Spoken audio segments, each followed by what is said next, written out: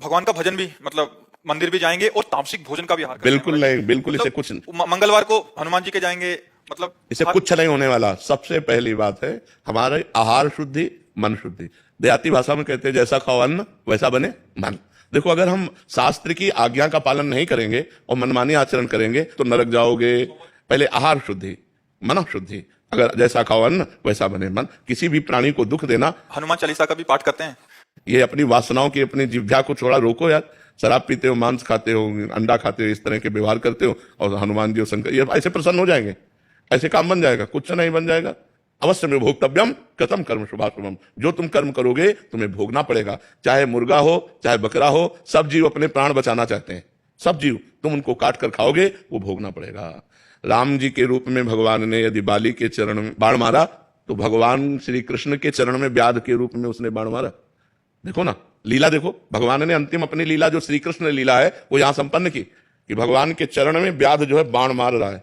अब आप विचार करो, जब वो सरकार समर्थ होते हुए भी अपने लीला दर्शन कराते हैं। श्रवण कुमार के वध का संयोग बन गया दशरथ जी के हाथ से, शब्द वेदी बाण मार दिया। तो देखो उनका जो कर्म था वो तड़प तड़प के अपने पुत्र भगवान राम के वियोग में प्राण त्यागना पड़ा कि नहीं पड़ा? भगवान उसको मिटा सकते थे लेकिन भगवान नहीं मिटाते। अवश्य में वो भोक्तव्यम, गीता जी में कहा। इसलिए हमारी प्रार्थना है कि तमोगुणी भोजन का त्याग करो, सात्विक भोजन और संयम से रहोगे तो तुम में जो बल आएगा वो एक महान पवित्र बल होगा। आज बल नहीं दिखाई देता, चेहरे में कांति नहीं है, विचार में पवित्रता नहीं है। ऐसा नहीं, हम पशु नहीं हैं, हम मर्यादा से चलने के लिए हैं। हमारी मर्यादा बनाई गई, शास्त्र मर्यादा हमारी कानून व्यवस्था है। यदि हम शास्त्र मर्यादा से चलेंगे, शास्त्र कानून से चलेंगे तो हमारा मनुष्य जीवन सार्थक हो जाएगा, नहीं तो निरर्थक हो जाएगा। जैसे आजकल बच्चे कहते हैं हम स्वतंत्र हैं। नहीं, स्वतंत्रता नहीं।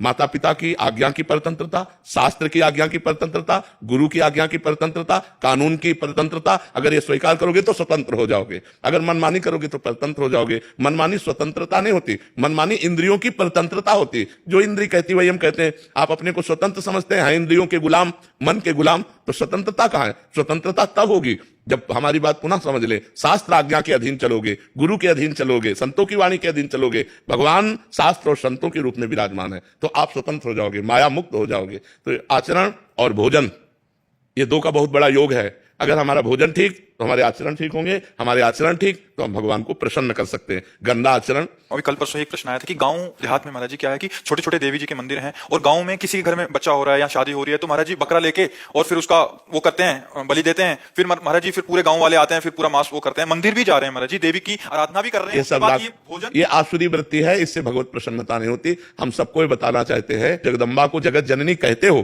तो बकरे की भी मां है। जगत जननी